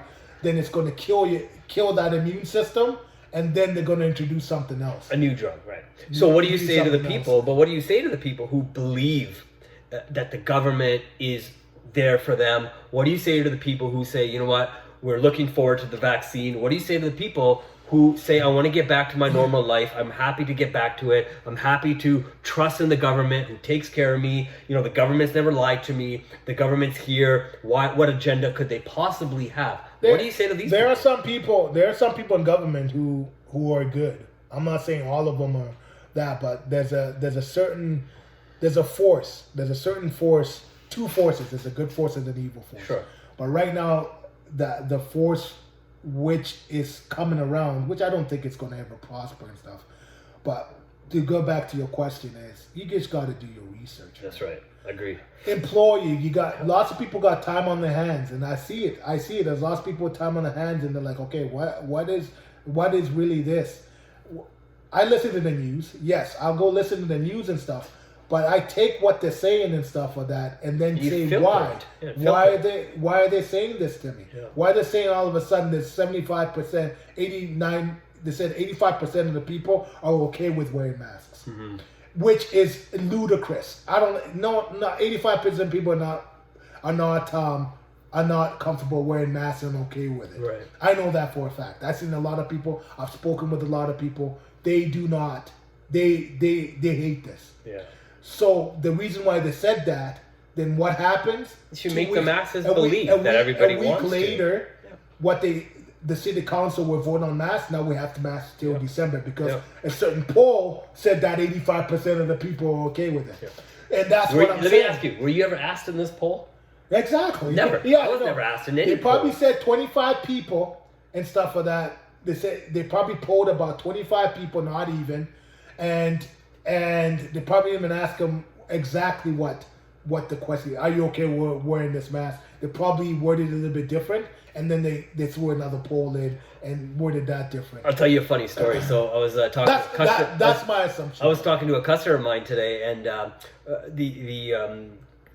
the person that she takes care of is 95 years old. I mean, and it's in a care facility, and I was just like asking about how COVID has been in the care facilities, because obviously you hear about old people or older people are definitely, our seniors are susceptible to all this stuff, right? So I just asked her, and she's like, the funniest thing, she's like, this guy, I tried to put a mask on him and he threw his cane at me. Oh. And I just started laughing. And and the thing is, the older generation, some of the seniors realize, it's not the COVID that's going to get me. It's going to be something else. And if I'm going to go, it's my time is my time. The people in India, and I can only go back to where I understand the culture. The people of India were born to realize that they were going to die. People realize this. They've accepted the truth. They're just living, and I guess, how do I say it? They're just waiting. They're buying their time to die so they can move on to the next, right? Whatever that next is. Mm-hmm. They believe in generational, they believe in karma, they believe in reincarnation, they believe in different planes. They're just saying, this is one plane, we're here, we're going to experience this, we're moving on, right? These people realize and understand that whatever this virus is or is not, it's going to play itself through. Yeah. If they die from it, they accepted it a long time ago. They understand it before they were even born. that this is what's going to come to them. So there's a whole, and again, that goes back to what we're talking about with auras and people's energies. And they don't want that type of understanding to be because it takes mentioned out man. there, right? So, and I'll say that most of these deaths, there's a 99% recovery rate for COVID. Most of these deaths, and I swear, and when the truth does come out, most of the deaths are a minuscule of coronavirus, which is that. But it comes back to when will these things come out, right? These things always come out 20 years later, and it never matters. It's been thrown to us for so there's so much stuff which is getting thrown to us, and I think like I said, the two forces which are coming through and stuff, the good's always going to outweigh the bad. The good is going to win this force. Yeah. And what came in 2020, all of a sudden you got the virus, we got this. We've been here for the longest time. We're going to strive through everything. Yeah. We're going to be okay. Yeah. We're going to be okay. So I think this is just the storm. We're in the final stages of the storm, and when we come through it, people are going to be more awakened and more aware of what's really happening. Right. With our powers that be, because most of these people, honestly, like I'm on Twitter a lot. Doesn't it just go down to the survival of the fittest, Uma? Yeah, doesn't it just become the survival of the fittest? Regardless of if this is a man-made or unman-made. Only the strong. But that's it, right? Survival of the fittest, strong survive. But isn't that what it comes down to? Either if this is man-made or not man-made, that's a completely different topic about the COVID virus.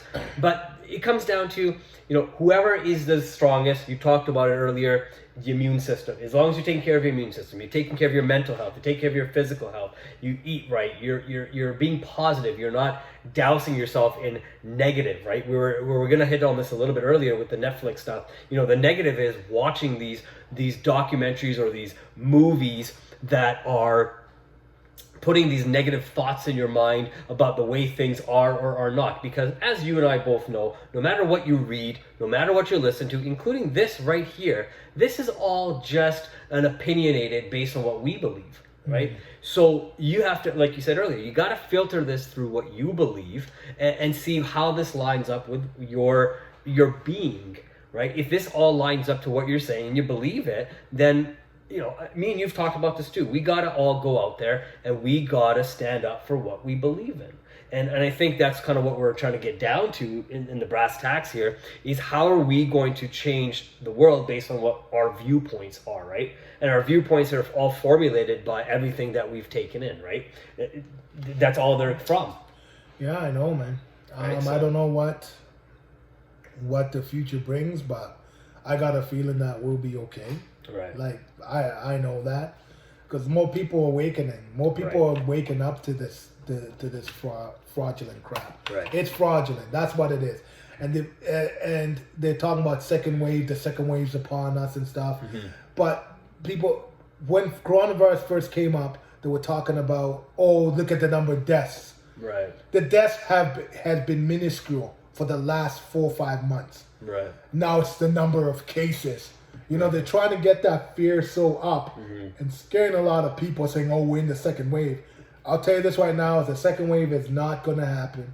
It's not going to happen. Right. Well, what is a second wave? What are you comparing the second wave exactly. to? What are you comparing it to? You tell the government about that, what they're comparing it to. Right? Are you comparing it to deaths or are you comparing it to the cases? Right. Sure, there's going to be a lot more cases. Yeah. That's the virus. It's going to run its course. Well, but you know how many people are surviving this? Right. There's lots of...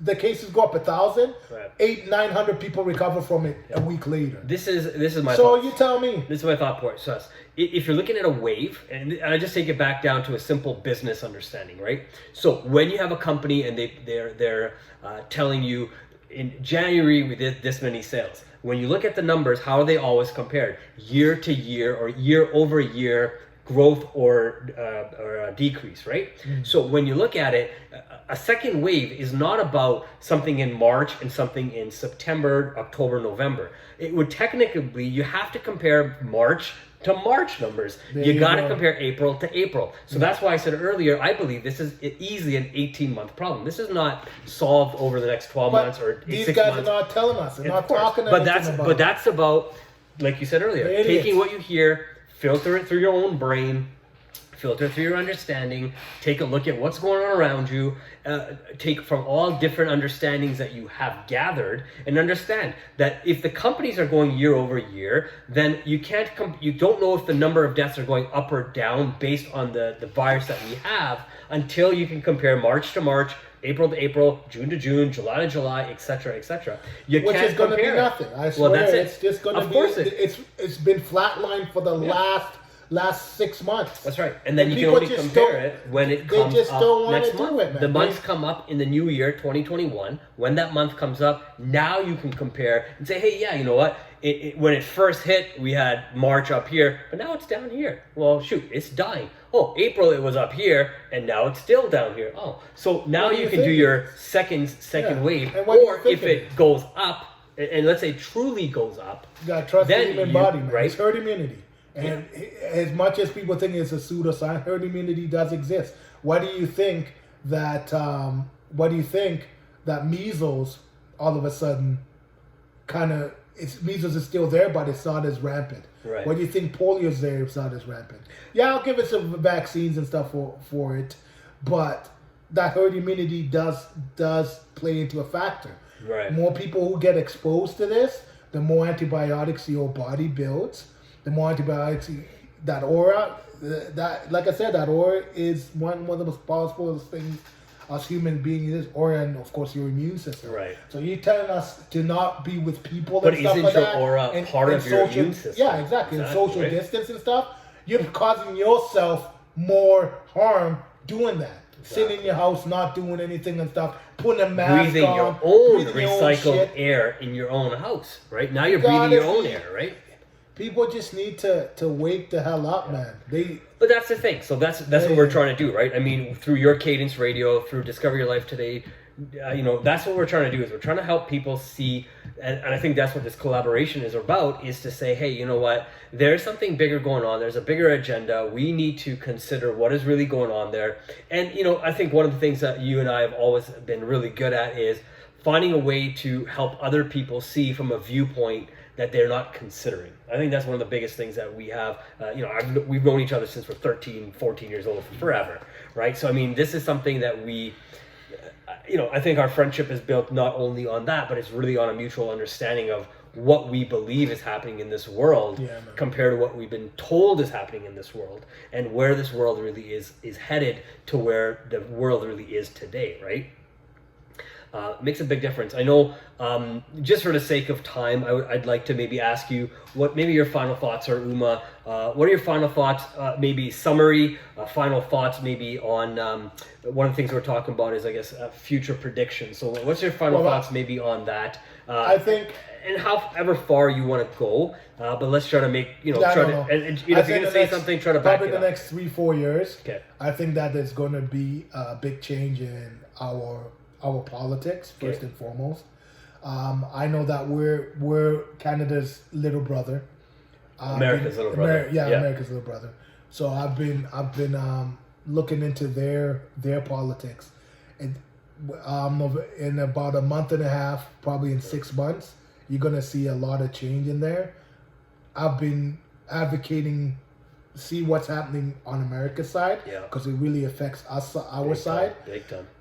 The reason why these agendas are getting pushed as fast as they can with this new economic stringent and the Green New Deal and all that stuff is because something is coming down the pipe. I think a lot of these rich folks and a lot of these rich people, they're into something which is going to come out and shock all of us, which is going to awaken most of the people who've been asleep, and saying that this was the biggest farce of all time. I'm not talking about COVID. I'm just talking about this whole system of politics. It's coming out. So you're going back to 1914 and saying all that stuff's coming out. Even way back when, the crimes against humanity. That's the number one thing. How much these people have done to keep in power. You're going to be surprised what they do. And everybody's complicit. Canadian politics, American politics, British politics, all around the world, everybody's complicit. And when these little truths and nuggets come out, the media has to be forced to tell the truth to the people, which you're going to see in about 6 months, and it's going to surprise a whole lot of people, and we're going to just see it. It's going to be for the better, right? And hopefully after all those nuances, all these trinkets come out, then we can transition to a better society, right? Not capitalistic or socialistic, but a system which is going to benefit everybody, not just a few. Right. And that's basically what these systems are: capitalist, communism, socialism. They benefit a few; they don't benefit everybody else. So good, good prediction on what you think it's going. And I know it's very vague, but you kind of are essentially saying that there is a big change coming. Keep our eyes open for it, because a lot of truth will be coming out in the next little while. Yeah. And I have a very similar concept, obviously, behind what I believe. How far the prediction is, I'm not very sure. I do believe the overall world economy is probably going to go down. I think they're trying to drive the economy down. I don't think they want people to have the freedoms. And how do you take away freedoms? You take away money. You take away control from people. You make people live in a constant state of worry. You have people. The one thing that I remember they were saying on the news the other couple of weeks back, they were talking about not as many people are borrowing money from the equity of their home, which obviously is a huge problem for the banks. Especially with the low interest, they want people to borrow the money so then they can spend the money and have no way to pay that money back. Yeah. And I'm very happy that people have gotten a little bit smarter and understanding that. I mean, there's people who have to borrow the money from their homes. It is what it is, and I understand. But I think there's definitely I don't know if it's a recession or a downturn, whatever you want to call it, but I think there's going to be a huge financial change coming. So people really do need to mind their money a little bit more tightly, or at least understand where that money is going. Number one. Number two, it's hard to say what's going to happen with this COVID, because I think it's such an agenda that's hidden that we don't know about. I think there's a lot of other things that are hidden behind that agenda, things that are not being talked about as much. Stuff like the Hillary Clinton court case that really nobody talked about as it happened. This Jeffrey having died, and him dying in jail, having a book of people not really being talked about, that the Maxwell lady, his girlfriend, whatever they call her, by the way, the Hillary girlfriend. didn't testify. Say again? It got delayed. Okay. So that never happened. So there you go. You have the girlfriend of Jeffrey saying, she wants to, whatever she's going to do, cut deals, not cut deals. They're worried about her. Is she going to hold it or is she not going to hold it?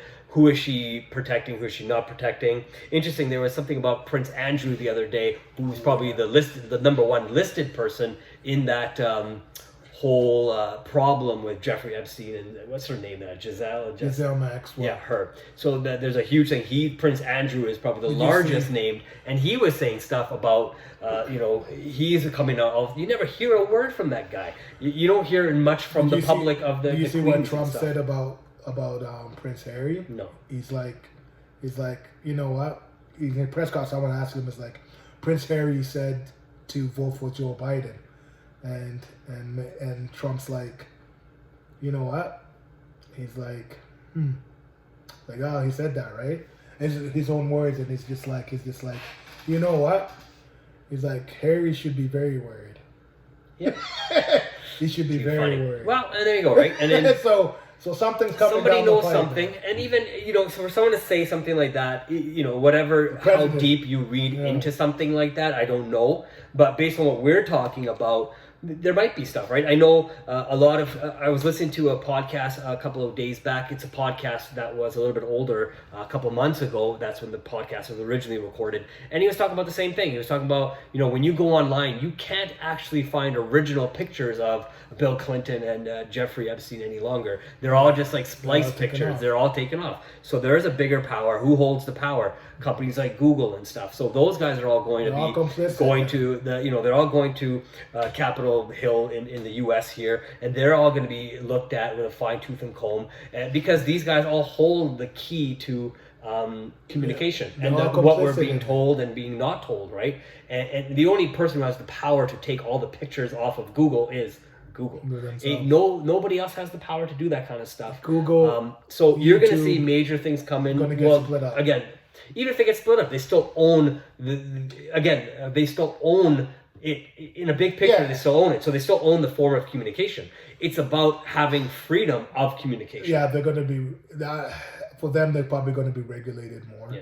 That's what's going to come down. So let's see, and those things are coming. Right now. No, those things are coming, and those things will come. So, but again, I always look at this thing: if the government wants to regulate a company who already is regulating the form of communication, what kind of regulations will the government put on the communication themselves? That's the thing you have to look at too, right? Because you can't be people on YouTube to get the channel suspended for speaking truth. You can't be doing that. Again, truth is subjective to the person who believes it, right? But it's a freedom of speech, though. I'm not speaking truth, but freedom of speech. Yeah. I should be able to go on a platform which is a public platform and speak what I'm speaking because I got that freedom to do it. But you just can't come in and say this is not worthy of my channel. I'm going to stop you. When you do that, you're not a public forum. You're a publishing forum. Right. So I got the right to say you're infringing on my First Amendment for speech and stuff, and sue your ass. Right. I have the right to do that. But they can't because they say, hey, if we don't want you on our platform, hey, there's a million other platforms. You can actually go out and create your own platform by your own website. Exactly. If you don't like what we got, they're the then biggest you do it ones, though. Exactly. But they're publishing. But I should have the right to do that but they don't say that. Of course. If they say that I have to go. You say then change your whole thing. Your public platform. You should say your private platform. Right. So I can go in. So you're saying it's a public one. So that's what's killing everybody. That's why people are getting pissed off about it. You say your public platform, that means I can go on there and I can. It's not a public platform for people to post. It's a public platform for people to advertise on, and so they can make money. It's not for the content. They may make it look like it is, but what is it? The number one thing? How do they make their money? They make their money from advertising. So it's for the advertisers to have your in mind and the people who are watching us to have our attention, right? Well, so that's they're just corrupt as hell. So that's all I gotta say. So I think great discussion, great points that we've made. I'm hoping that we can take from what we've learned from each other, plus the people who are watching can learn from us, and check you out on Cadence Radio. Check out your YouTube channel. I hope the people who follow me do check out Umalu. I call him Uma because that's what I've been calling him forever. He has some great things to say, and I think that when you visit the channel, there's going to be definitely unfiltered, definitely some truths based on what he's saying. You got to do your own research to understand what it's about. No, that's all I gotta say. And Mav, you gotta check his channel out, man. I love his meditating out minutes, like 7-8 minutes. I love that, man. And like I said, if more people meditated, it would be a better world for sure. And that's the truth. They say that if you have somebody like 7,000 people meditate and you get into that form of meditation, you can basically cause a lot of change around the world. Yeah. And that is proven, I guess. Right. That was from Gandhi's writings, I think it was too. So, he has a lot self-help. That's the biggest thing. If your mental health is one of the most important things ever in these times, and his channel gives that, and we need it. Yeah, we need it. If you don't have your mind, you in these things, you're pretty much. You got to protect. You got to protect what's here. You got to protect what you're saying. You got to protect what you're hearing. You got to protect who you hang out with, right? Who you're around, because the influence of the people around you will also influence the decisions you make. COVID, no COVID, problems around the world, and no problems around the world. So definitely check out the videos. Leave the comments below. Check out some other videos that are on the channels, and stay tuned to another episode that we'll definitely do for a collaboration, and soon we'll go from there. Yeah. Awesome, man. Signing off, Cadence Radio. Thank you.